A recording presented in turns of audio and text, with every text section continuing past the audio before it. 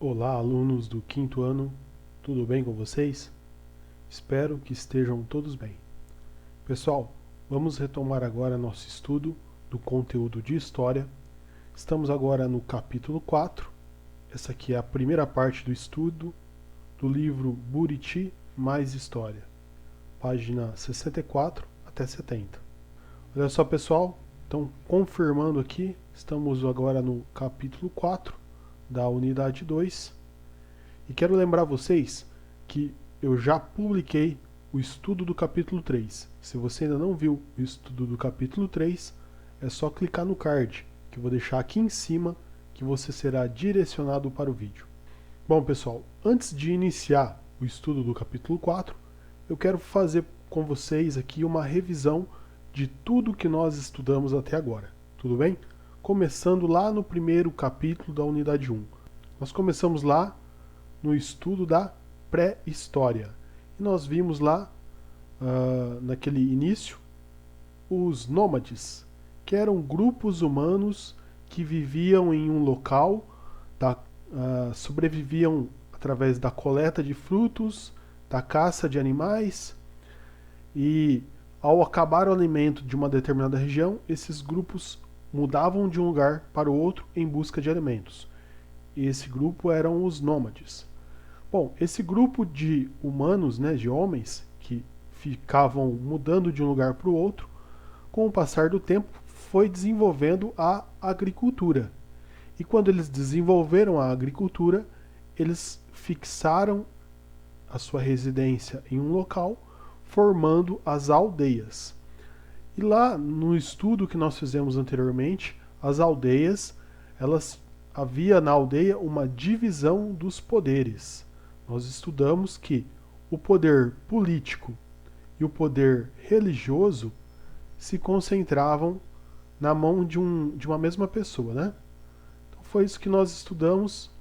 Continuando o nosso estudo, nós vimos que essas aldeias aqui, ó, foram crescendo, foi ocorrendo o comércio, o desenvolvimento da agricultura e surgiram as cidades, ou seja, das aldeias surgiram as cidades.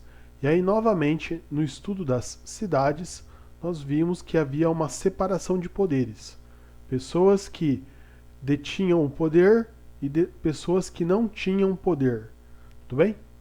Continuando o estudo, nós vimos também que o agrupamento de várias cidades formou os impérios.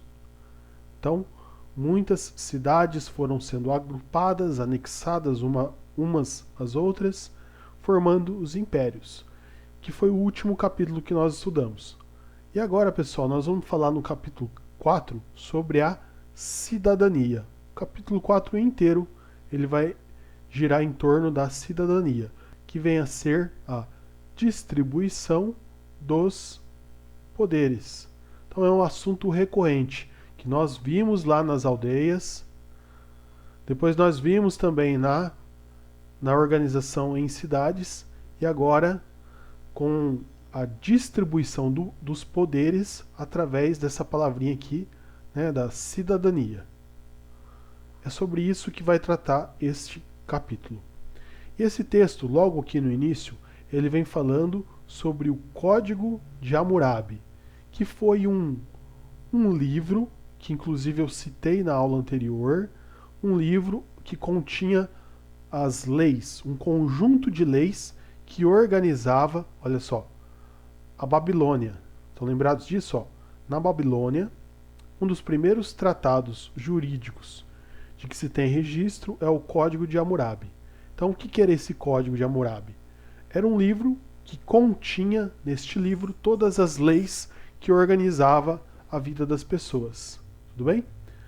E já nessa primeira parte do texto, esse capítulo vem trazer para nós a seguinte informação: que as leis, desde o surgimento dessas leis, elas não eram iguais, né? A aplicação da lei não era igual para todos. Existiam os trabalhadores livres e os escravos e as pessoas ricas. E a lei se aplicava a cada um desses personagens aqui da história de uma maneira diferente. Para os trabalhadores livres, o Código de Hammurabi era de um jeito. Para os escravos era de outro. Para os ricos era de outro jeito. O texto também fala aqui, pessoal, da diferença entre homens e mulheres na aplicação da lei. O texto está falando aqui que os homens tinham direito à herança e as mulheres não tinham direito à herança. Ou seja, uma diferenciação entre os direitos dos homens e os direitos das mulheres. E é sobre isso que o texto vai falar de uma maneira geral. A cidadania, o exercício do poder ocorrendo de maneiras diferentes para diferentes grupos de pessoas. Olha só, pessoal. Então o texto segue falando aqui na página 64 um pouco sobre a Roma Antiga. Então o texto vem dizer para nós que lá na Roma Antiga havia uma separação entre grupos de pessoas. De um lado existiam os grandes proprietários de terras. Tudo bem? Esses grandes proprietários de terras, eles recebiam o nome de patrícios. A eles era oferecido os cargos públicos e cabia a eles decidir sobre a política, sobre o governo da cidade. Então eles tinham direitos garantidos por lei. E lá na Roma Antiga, além dos patrícios, havia também os plebeus. Quem que eram os plebeus? Artesãos, camponeses, comerciantes e trabalhadores. E o que havia de diferente entre os patrícios e os plebeus? Olha só, os plebeus não podiam se casar com os patrícios, porque esse pessoal que está desse lado aqui é que tem o poder, e esse pessoal aqui não tem o poder. Então, para que eles continuassem sem ter o poder, né, sem exercer o poder, eles não podiam se casar com os que estavam do outro lado. Eles também não participavam das decisões políticas. Então aqui, pessoal, é o que eu falei no slide anterior. A lei existir, mas ela ser aplicada de maneiras diferentes para pessoas diferentes, baseado na quantidade de riqueza que uma pessoa tinha. Percebam que os grandes proprietários de terras possuíam mais direitos, enquanto os plebeus não possuíam tantos direitos. Olha só, pessoal, o texto também fala que as mulheres e os escravos não tinham direitos nenhum. Então, mulher e escravo não têm direito. Tudo bem? Para vocês entenderem como que é a construção da história, como que surgiu a palavra cidadania e em qual contexto que ela ocorreu. Vocês percebam aqui que nessa situação, mulheres e escravos não têm cidadania, não têm nenhum tipo de direito resguardado pela lei. Ao passo que os grandes proprietários tinham muitos direitos e os plebeus, que era formado por esse grupo aqui, possuíam alguns direitos. Vamos em frente? Bom, aqui está trazendo um pouco de curiosidade, eu vou ler para vocês aqui. Olha só. Ao longo dos séculos, Roma conquistou vários povos e se transformou em um grande império. Os povos vencidos nas guerras, muitas vezes, eram escravizados e obrigados a realizar várias tarefas. E entre elas tinha de lutar entre si em arenas públicas, para a diversão da população. Então, pessoal, aqui é um fato sobre Roma, né? Sobre que os homens que eram capturados na guerra lutavam entre si para divertir as pessoas. E eles lutavam nesse local aqui, ó, Coliseu. É um anfiteatro construído durante o Império Romano. E eles lutavam nesse local para divertir as pessoas e havia uma certa promessa de que ao vencer uma luta, ao vencer várias lutas, um escravo poderia reconquistar sua liberdade. Tudo bem? Isso aqui, pessoal, é retratado muitas vezes em filmes. É comum assistir filmes que retratam as lutas do Coliseu. Tudo bem? Continuando nosso estudo, cidadania na antiguidade. Então nós vamos ver aqui, novamente, retomando o que eu vinha dizendo anteriormente, que a distribuição do poder, distribuição de poder e de governo, ocorria de maneiras diferentes para pessoas diferentes. Então o texto está falando aqui que na cidade antiga de Atenas surgiu uma ideia nova, a ideia da democracia.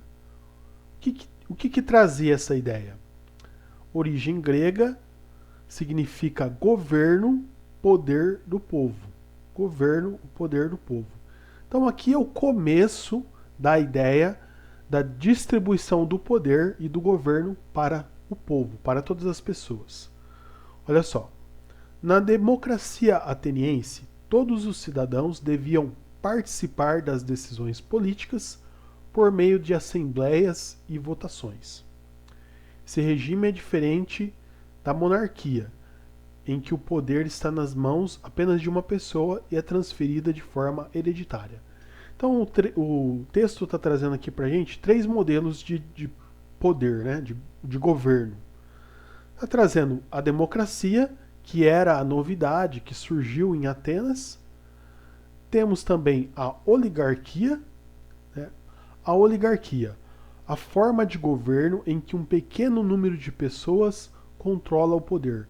Vamos pensar, para entender a oligarquia, num grupo de fazendeiros que possuem muitas terras e dominam determinada região. E também está falando um pouquinho aqui rapidamente da monarquia, que é o sistema de governo onde existe um rei e esse rei controla tudo e o seu poder, seu reinado é passado de maneira hereditária, de filho, para neto, para bisneto, assim por diante. Então o texto está falando sobre esses 3 tipos de governo e sobre o surgimento da democracia. Olha só, em Atenas surge a ideia da democracia. Os cidadãos ou cidadãos deveriam participar das decisões políticas por meio de assembleias e votações. Mais ou menos o que nós entendemos hoje, né? Quando vai se escolher um prefeito, você participa de uma votação para escolher o prefeito. Enfim, pessoal, a ideia da cidadania é isso, então. Participar das decisões políticas por meio de assembleias e votações. Isso surgiu lá em Atenas. Nós vimos que em Roma era de outro jeito. Olha só, pessoal. Então, lá em Atenas, onde surgiu essa palavra democracia, governo do povo, começou a surgir a possibilidade do poder ser compartilhado, de outras pessoas exercerem o poder. Mas, como eu falei anteriormente, esses direitos não eram iguais a todos. Olha só, o que influenciava nesses direitos? Principalmente aqui o local de nascimento.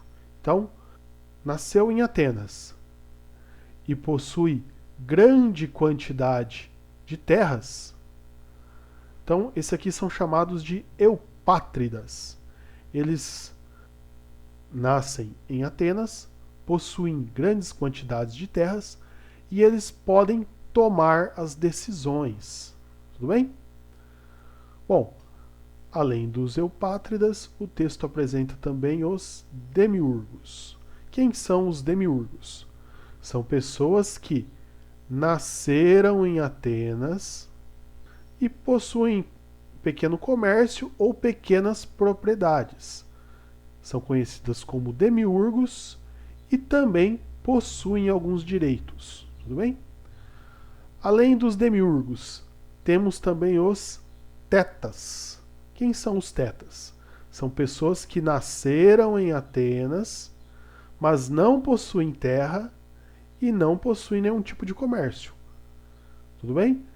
Possuem alguns direitos, mas poucos. Alguns direitos porque nasceram em Atenas, mas não os mesmos direitos que os eupátridas, que são os grandes proprietários de terras.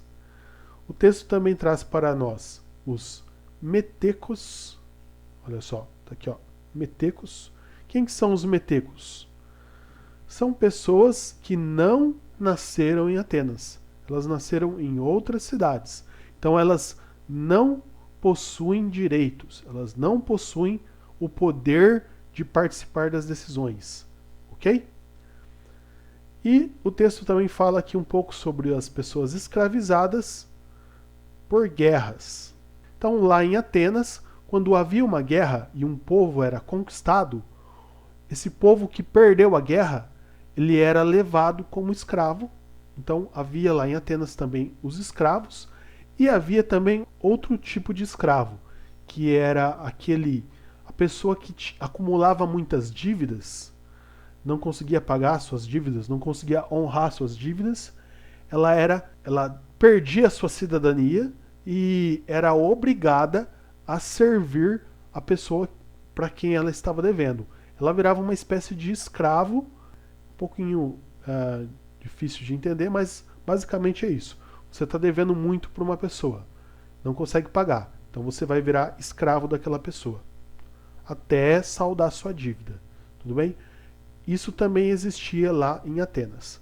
Então, percebam que aí surge a lei, surgem alguns direitos, mas não são os mesmos direitos para todas as pessoas. Algumas pessoas possuem mais direitos que outras. Olha só, pessoal. Vamos ler o texto aqui? Chamada de polis pelos gregos, as cidades eram independentes e muito diferentes entre si, com leis e governos próprios, e organizações políticas e sociais distintas. Então, o que esse textinho está falando? Que lá na Grécia existiam cidades diferentes e cada cidade possuía a sua própria organização política e social. Cada cidade podia criar as suas próprias leis. E o texto fala aqui um pouquinho, pessoal, da diferença entre Atenas e Esparta. Em Atenas, a mulher era limitada ao trabalho doméstico. Em Esparta, não, ela recebia educação física e militar.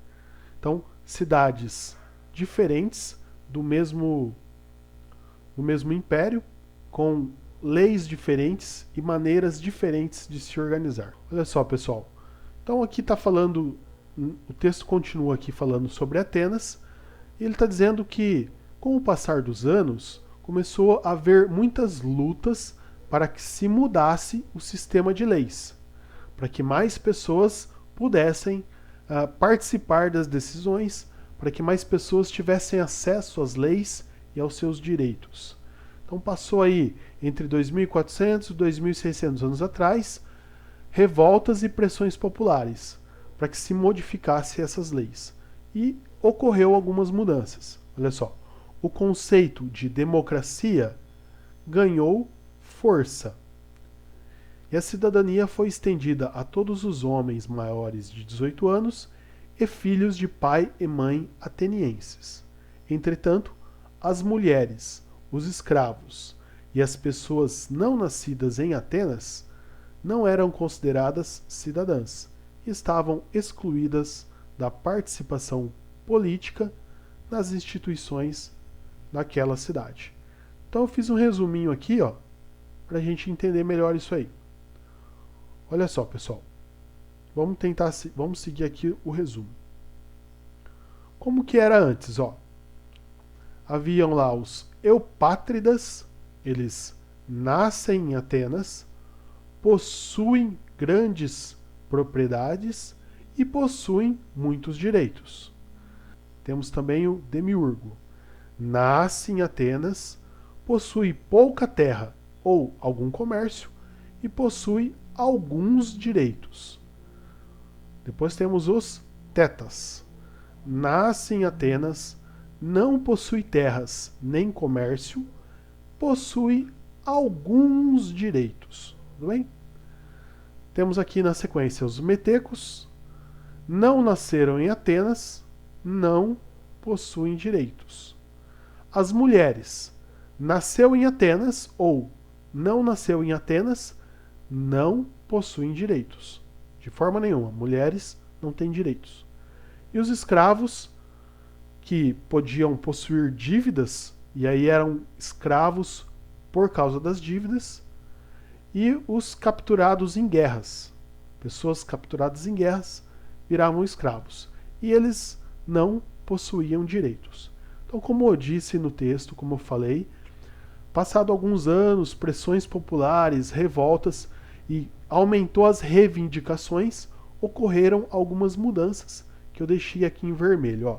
Então, continuando aqui com algumas mudanças que ocorreram através da pressão popular, nós temos aqui, ó, homens maiores de 18 anos e filhos de atenienses passaram a ter direito à cidadania, passaram a poder participar do governo, passaram a fazer parte do povo que exercia o poder, da democracia.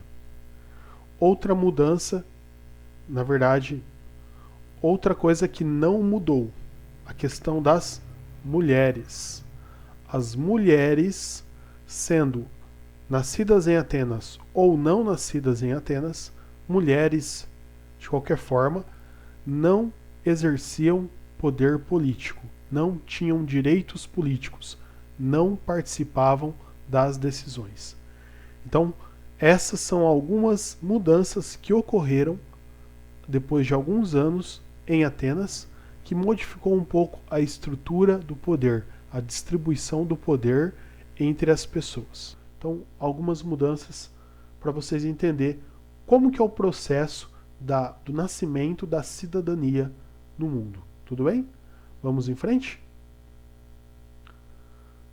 Bom, pessoal, para não ficar muito grande esse vídeo, e eu acho que já ficou, eu separei ele em algumas partes. Essa aqui foi a primeira parte.